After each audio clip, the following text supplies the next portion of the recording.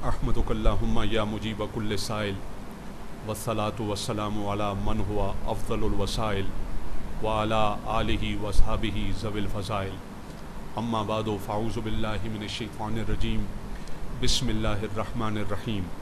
क़ाल अल्लाहु तबारक व तआला फ़िल कलामिल मजीद वल फ़ुरक़ानिल हमीद या अय्युहल्लज़ीना आमनू कुतिबा अलैकुमुस सियामु कमा कुतिबा अलल लज़ीना मिन क़ब्लिकुम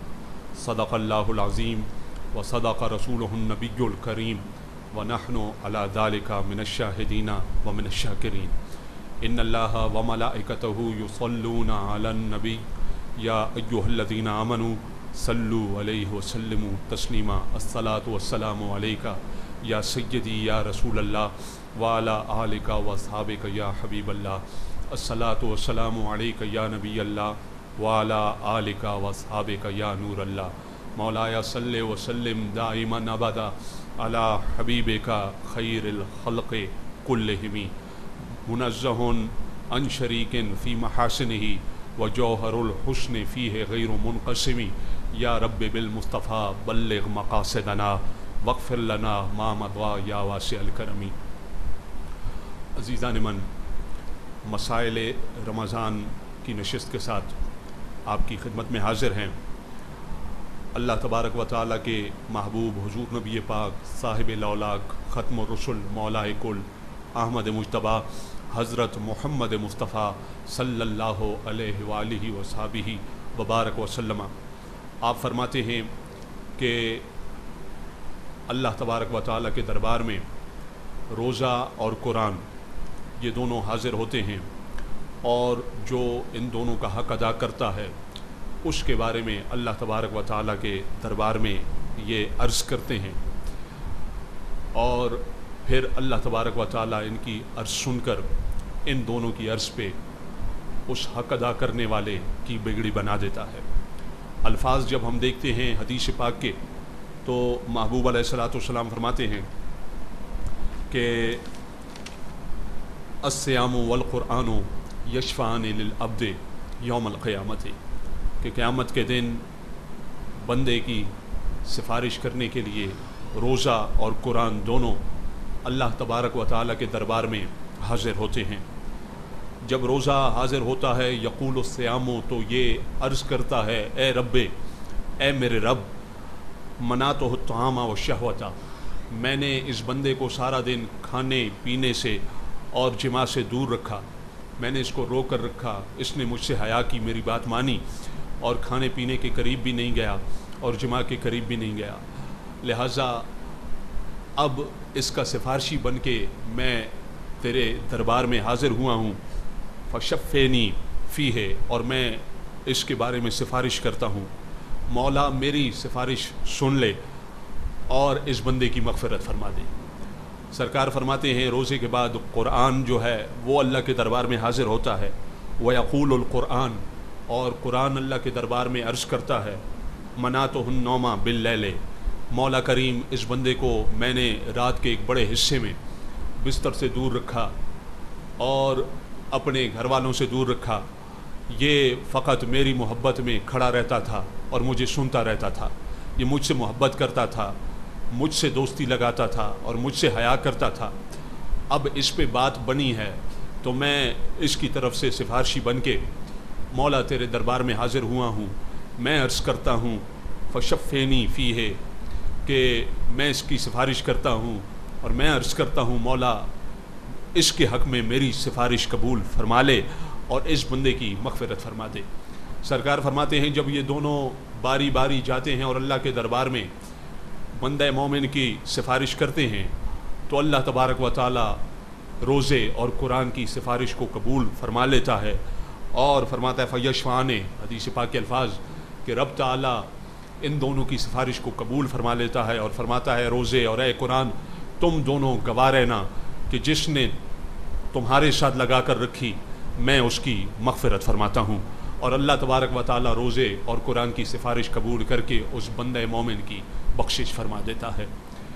ये इस महीने की अज़मतें और रिफ़तें हैं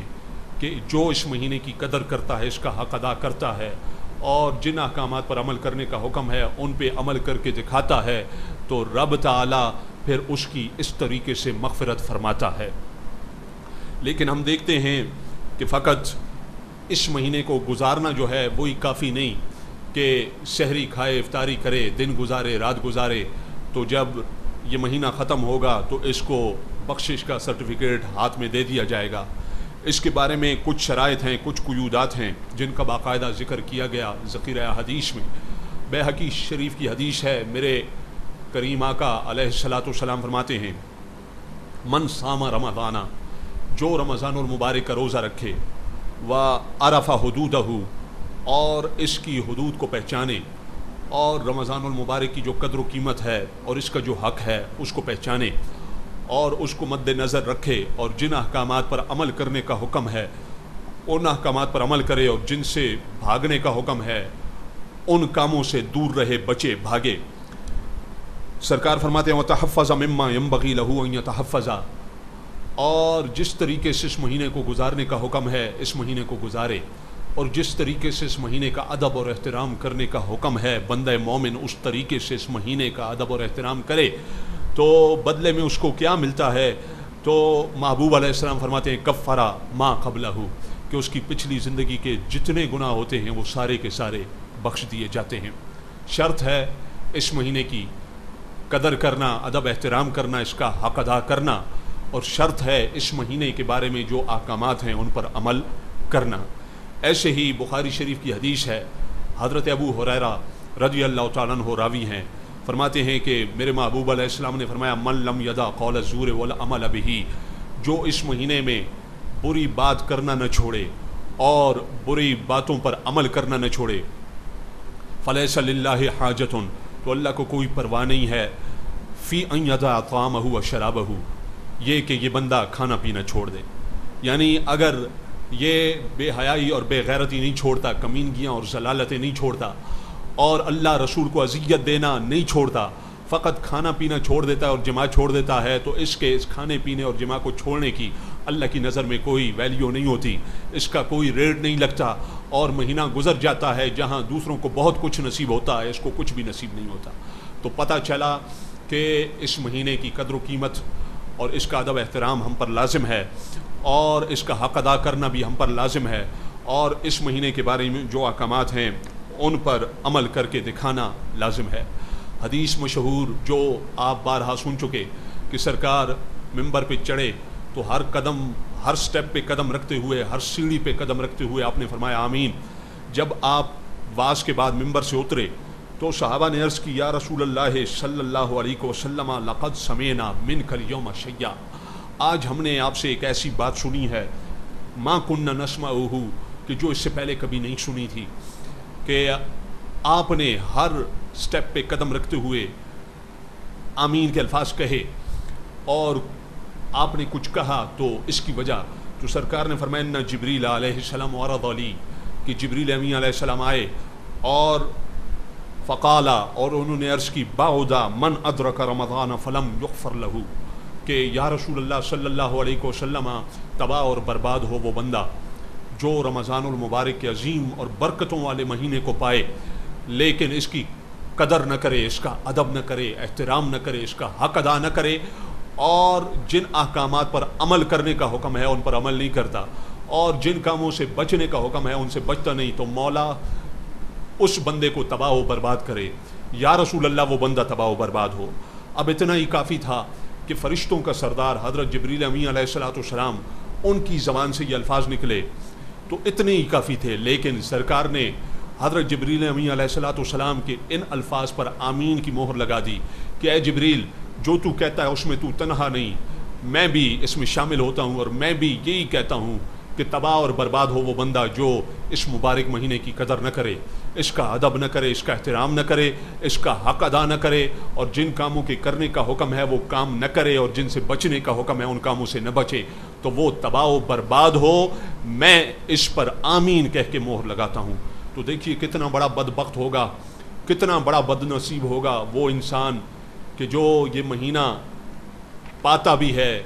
اس کو گزارتا بھی ہے، لیکن جب کروڑوں کے دامن بھرے جاتے ہیں پھولوں سے تو اس کے دامن میں کانٹوں کے سوا کچھ نہیں آتا. جہاں کروڑوں کو جہنم سے آزادی کے پروانے دیے جاتے ہیں تو اس کو رب تعالیٰ کی نظروں سے